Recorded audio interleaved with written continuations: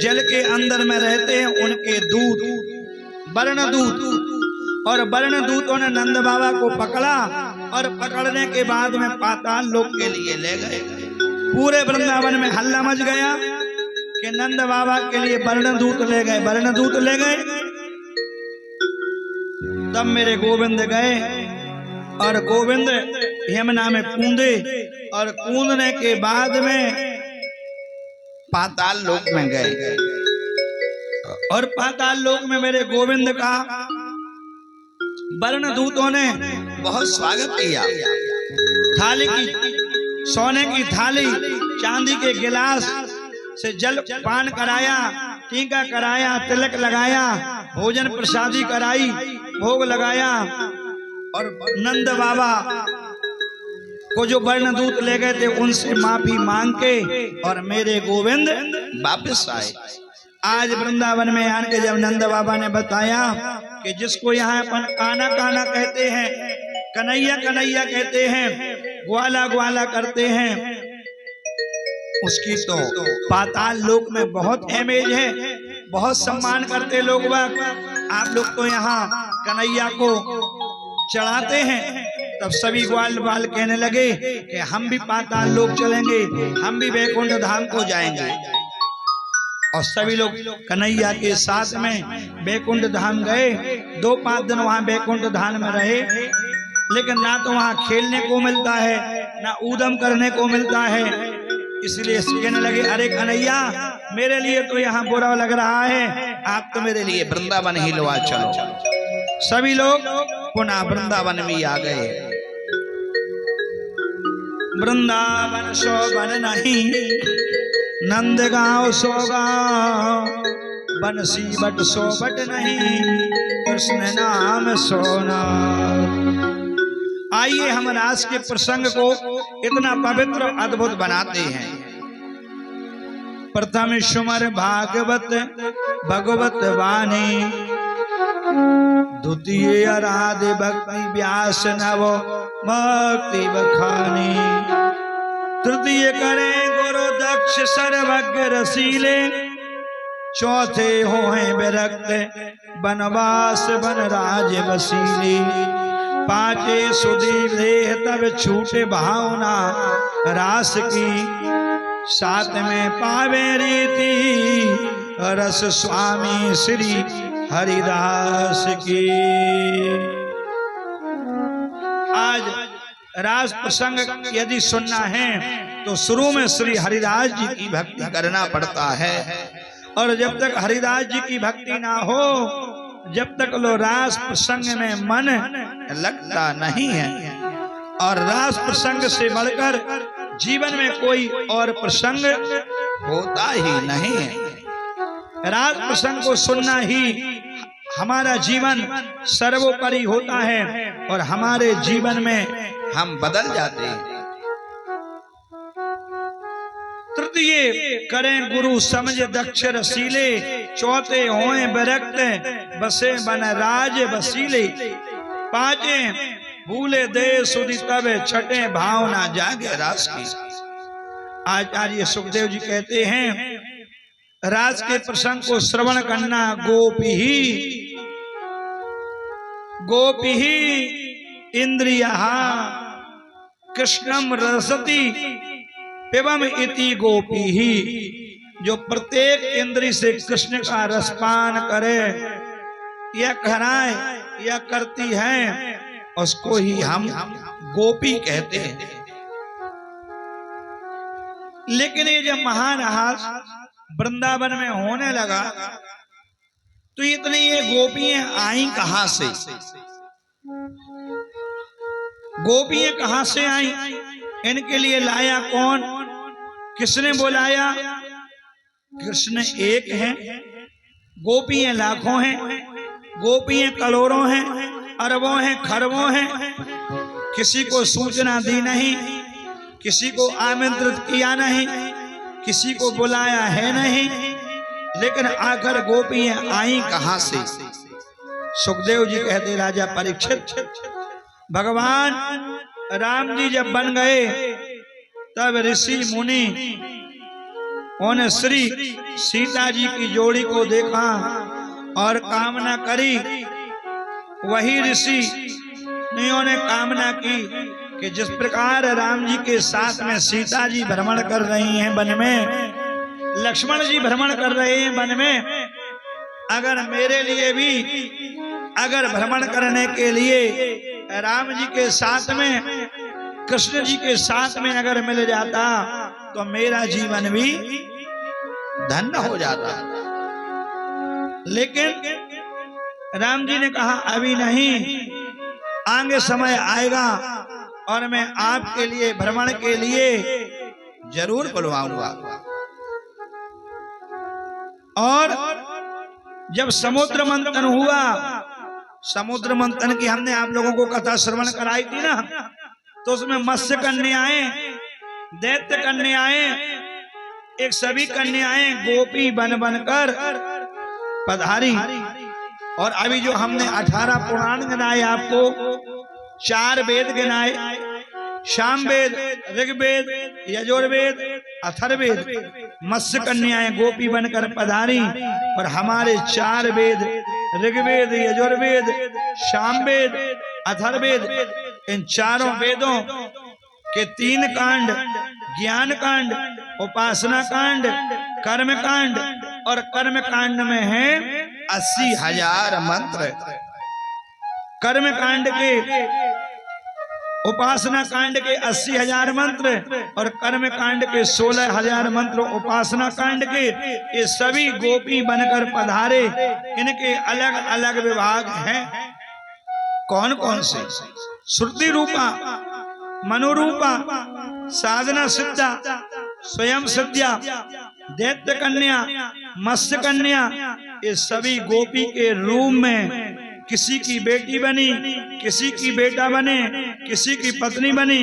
कोई गोपी बनने का उद्देश्य सबका एक ही है, श्री कृष्ण के चरणों की रज धूली अगर हमारे लिए मिल जाए तो मेरा जीवन धन्य हो जाएगा। लता पता, जीव जंतु, चराचर, उद्भिद, क्षिति जल पावक गगन शरीरा, पंच रजत जेहि अधम शरीरा। चींटी से लेके हाथी तक इनकी सबकी अलग अलग योनियां थी।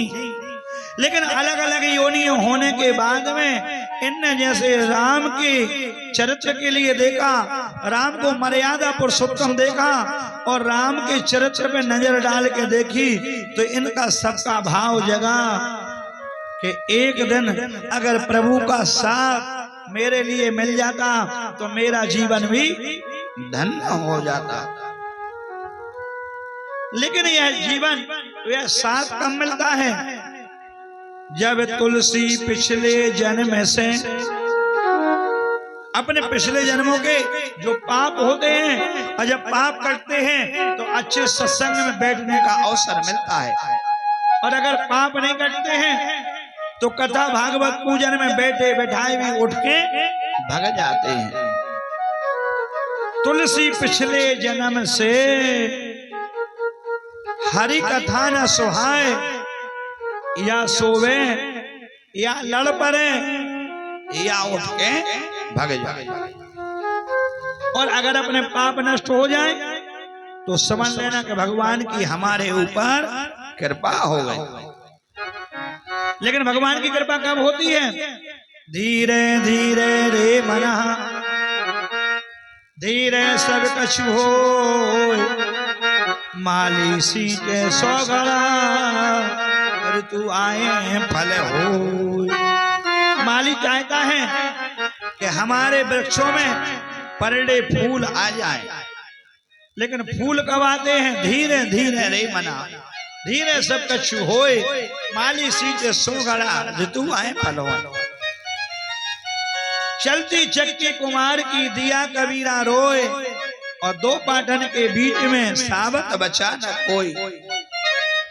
माटी कहत कुमार से तू क्या रोंदत मोए, और एक दिन ऐसो आएगा कि मैं रो दूंगी तो। भगवान की कृपा कब होती है? जब सत्संग में हम बैठते हैं। जितासनो जित श्वासो जित संगो जितेंद्रिय स्थित मूले भगवतो मना संधार एक दिया। आज सभी ये जितनी कन्याएं हैं, दैत्य कन्या, मत्स्य कन्या, साधना सिद्धा, इनके सबके अलग अलग रूप हैं, लेकिन गोपी बनने का उद्देश्य एक ही है, भगवान श्री कृष्ण के चरणार बिंदों में प्रीति होना। आज शरद पूर्णिमा की रात्रि को मेरे गोविंद ने मुरली का निदान किया, निगम गीतम, मुरली का निदान किया। निगम गीतम तदवर्धनम जो, निगम गीतम तदवर्धनम जो, ब्रज स्त्रिया कृष्ण गृहीत मानसा, आजगमुरन्ये से मलाक्षलोलरा, सायत्र कांतो जब लोल कुंडलहा। श्लोक बोला, और श्लोक बोलने के बाद में आज जितनी जो गोपियां हैं वो एक एक करके सभी के मन में भाव जग रहा है। कृष्ण ने अपनी मुरली का निधान किया।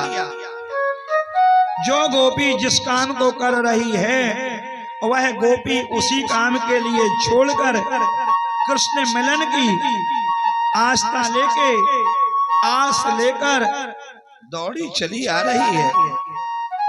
कृष्ण से मिलने का प्रयोजन एक ही है कि कृष्ण के चरणों की अगर हमारे लिए प्राप्ति हो जाएगी तो हमारा जीवन धन्य हो जाएगा और मैं भव से पार हो जाऊंगा।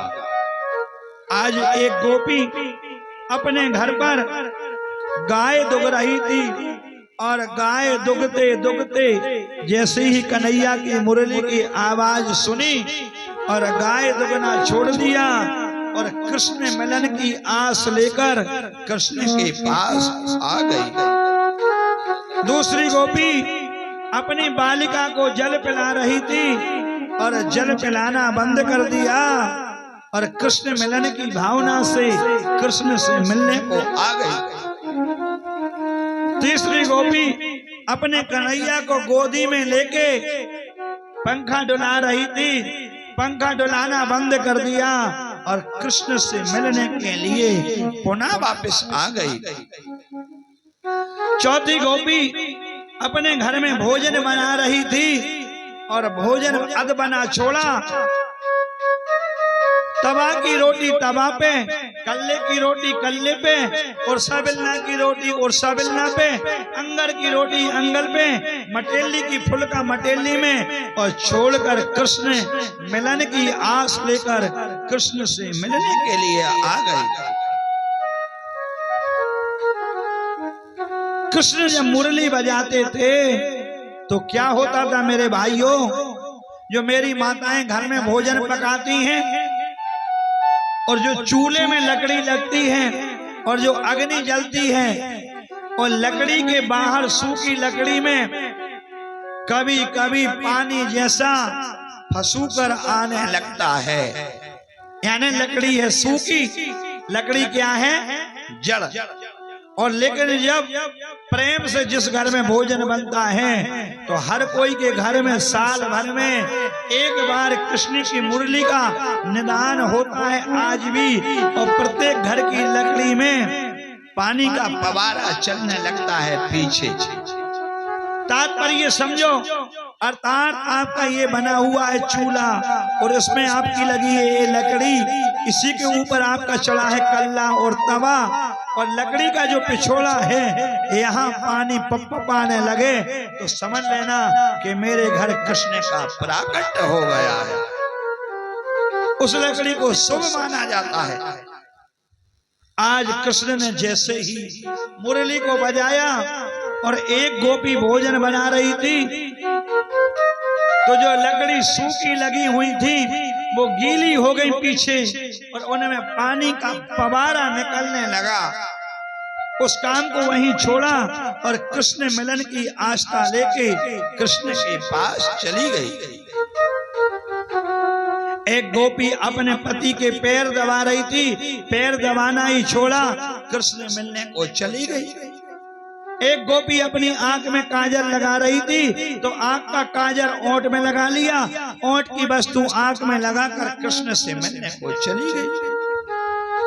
दूसरी गोपी गले के हार को कमर में पहन लिया और कमर की बड़ी करधौनी को गले में डाल ली और कृष्ण मिलन की आस्था से चली गई।